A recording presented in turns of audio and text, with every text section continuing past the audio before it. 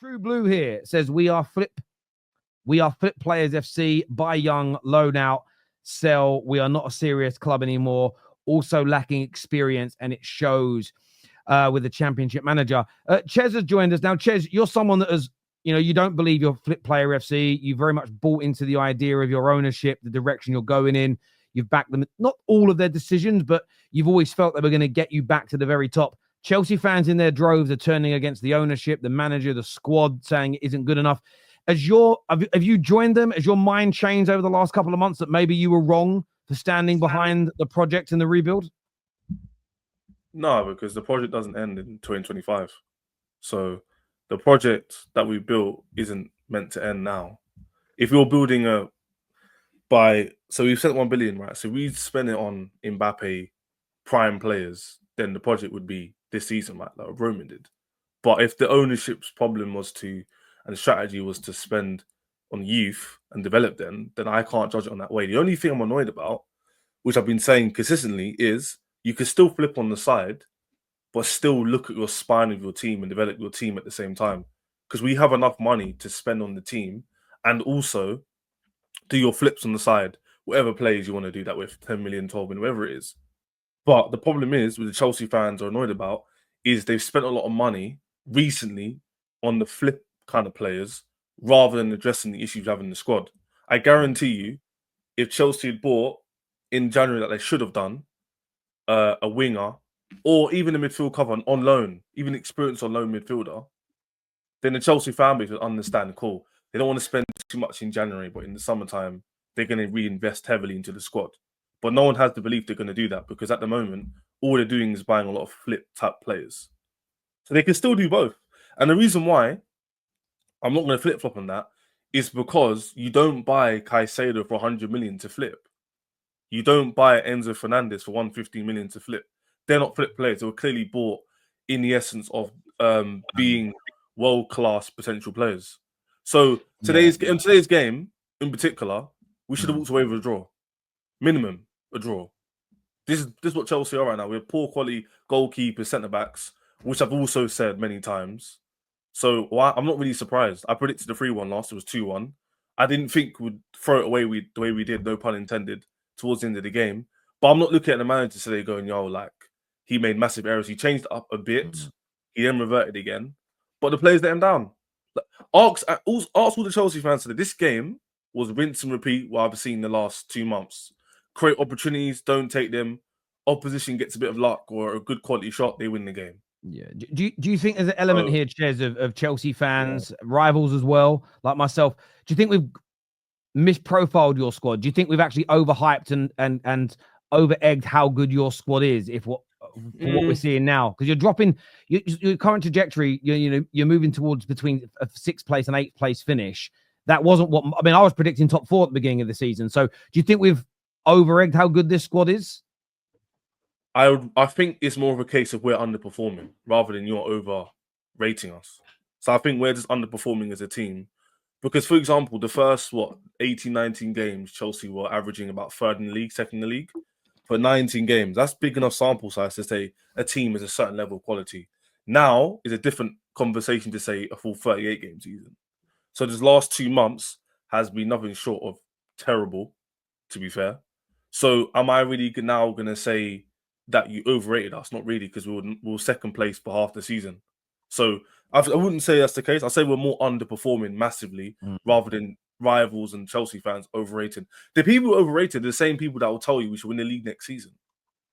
Because what they'll do is, when Chelsea were high and flying, they were saying, oh, my bad. The reason why I came with that video that you posted was because I was saying to those Chelsea fans who are now protesting now that, look, you said our squad was rubbish and average and we were 2nd in the league. The video you posted to me, right? And now, because what video did I post? Remember the video, the clip where I've said, I think we beat Spurs, and I came on the stream and I said, everyone who didn't make us.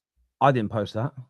Whoever clipped that up, I don't know who it was. You posted in the group chat. That's what I'm trying to. Oh, yeah, I didn't post it. But yeah. Oh, yeah, whoever made it, fair enough. But the point is that when Chelsea were in that run, I was saying to these fans who are protesting now, like, you rated our squad rubbish, and now we're 2nd. So now they're going to say to me now, oh, Ches, you you might have overrated our squad. I don't think that's the case. I just think we're underperforming.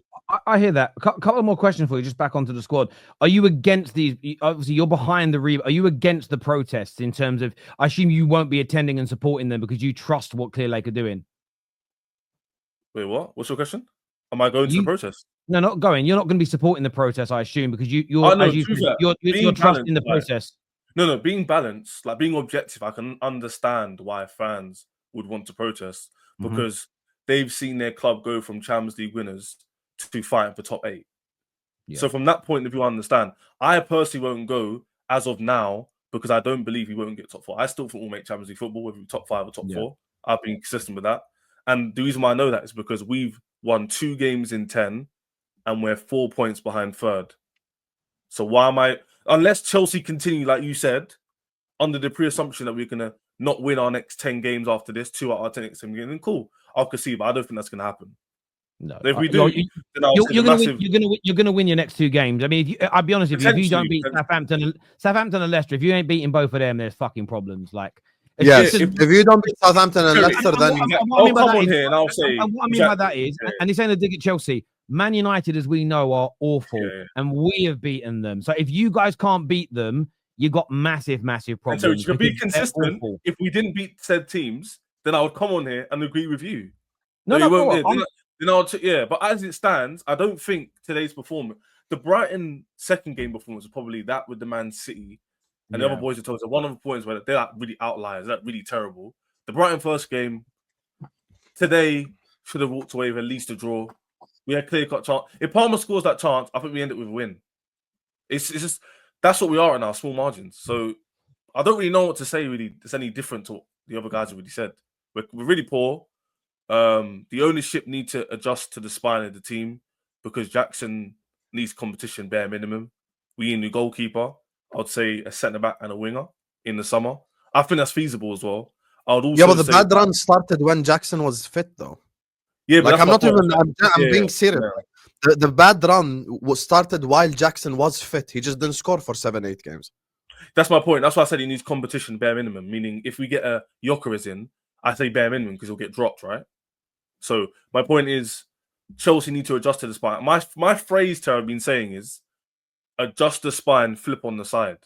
Is a kind of like slogan. If they want to do this flipping thing, no Chelsea fans going to care if they buy Gyökeres, Højlund, experienced centre back, and a winger, and let's say a goalkeeper. And Chelsea can actually afford to do that because all the players we're going to sell in the summer, plus the money we're going to make from, if I believe, Champions League football.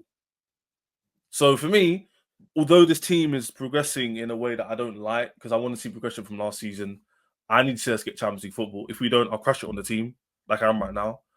But I don't really feel like we should be the protesting as of now.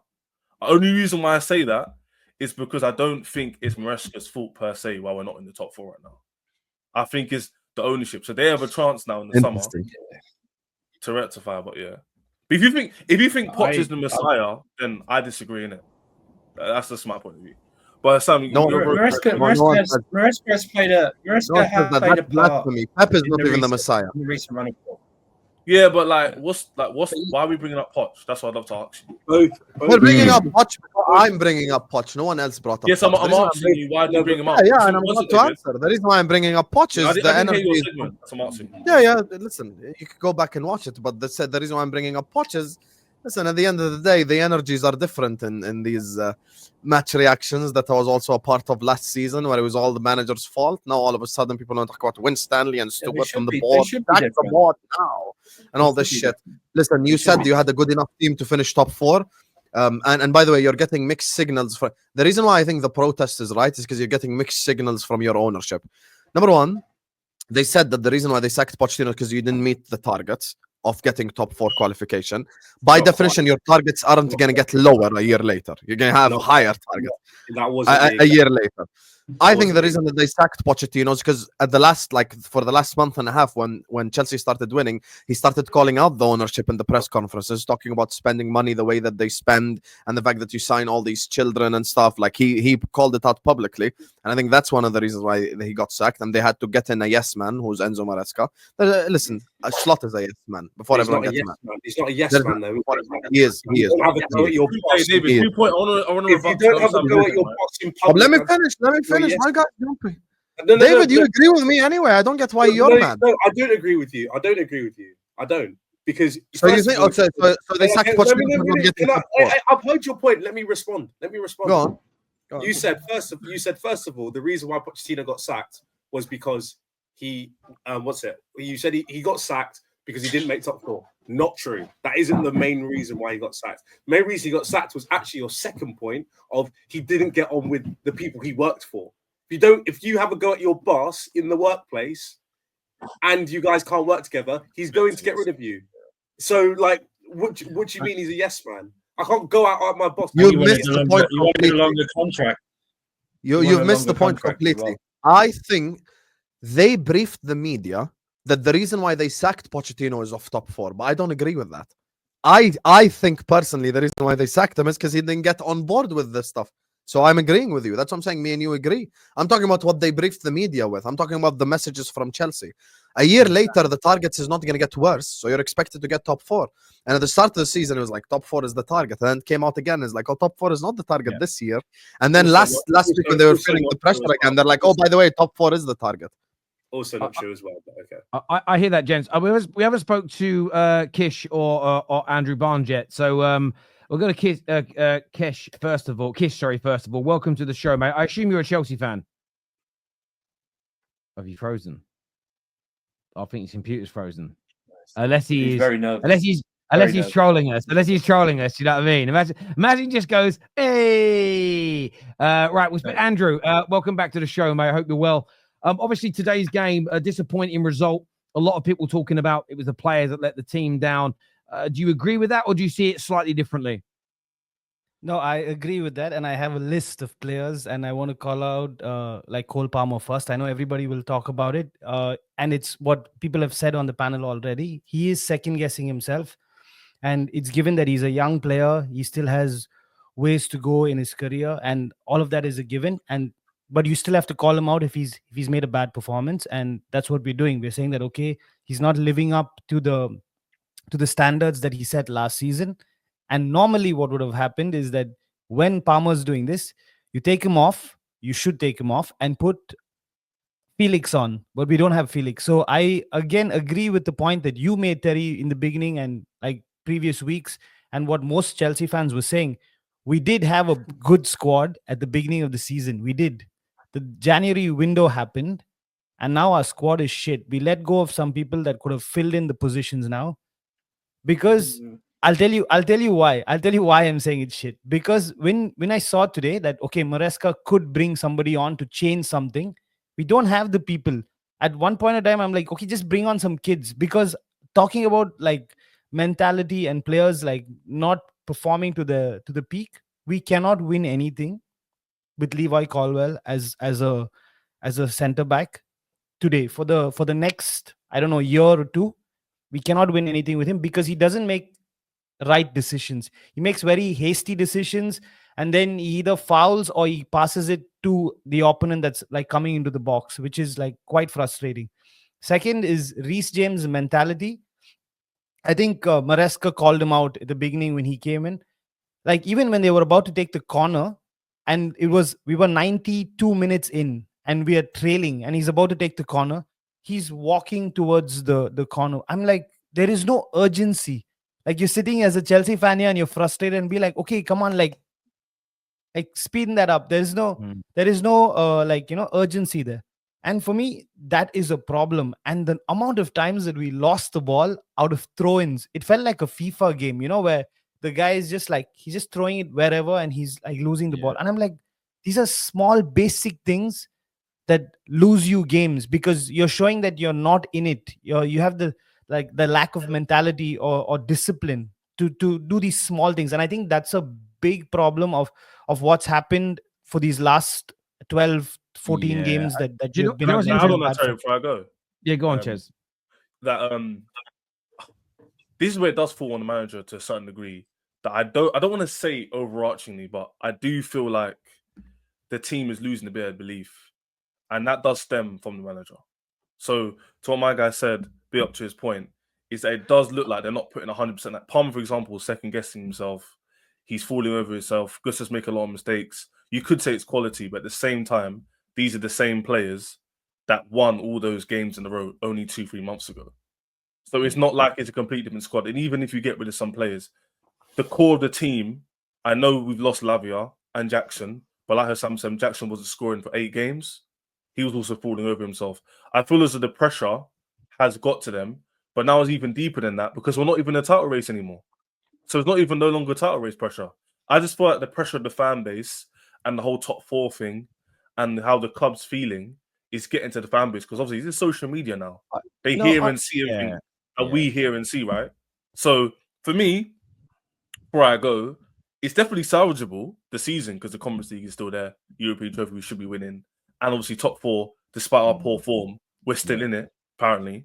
But what I would say is, like you said before, if we don't beat these 2 teams coming up, that says everything you need to know. Yeah. Because that shows the really deep-rooted problem. But I hear you.